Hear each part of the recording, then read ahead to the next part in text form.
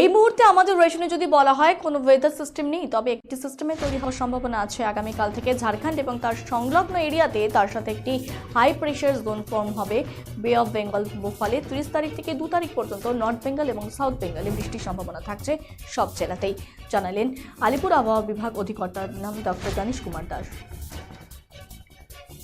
এই মুহূর্তে যদি আমাদের রিজনে বলি, আজকে আমাদের রিজনে কোনো ওয়েদার সিস্টেম নাই, তবে একটা ওয়েদার সিস্টেম ডেভেলপ হবে আগামীকাল থেকে কন্ডিউসিভ ওয়েদার অ্যাক্টিভিটির জন্য। প্রথম হচ্ছে যে একটা উইন্ড ডিসকন্টিনিউটির মতন থাকবে ঝাড়খণ্ড অ্যান্ড জয়েনিং এরিয়াতে, আর তার সঙ্গে একটা হাই প্রেশার জোন আগামীকাল ফর্ম হবে ওভার বে অফ বেঙ্গল। ওখান থেকে কিন্তু অনেকটা ময়েশ্চার আমাদের রাজ্যের দিকে আসবে, ফলে 30 তারিখ থেকে 2 তারিখে চান্সেস রয়েছে নর্থ বেঙ্গল সাউথ বেঙ্গলে কিন্তু বৃষ্টি হবে। খুব স্পেসিফিক যদি বলি, 30 তারিখ আগামীকাল যে বৃষ্টিগুলো হবে east Bardhaman, Nadia, north south 24 Pargana, কিন্তু সেকেন্ড হাফ থেকে প্রথম হাফে খুব একটা চান্সেস নাই।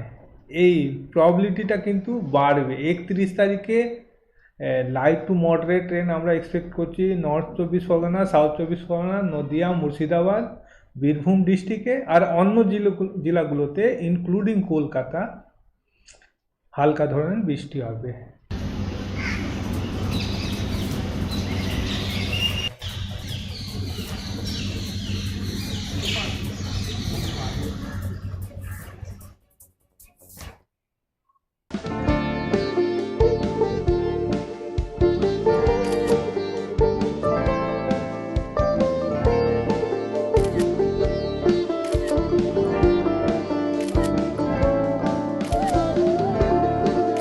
Yeah, ma'am. Short ready. Just 1 second, huh?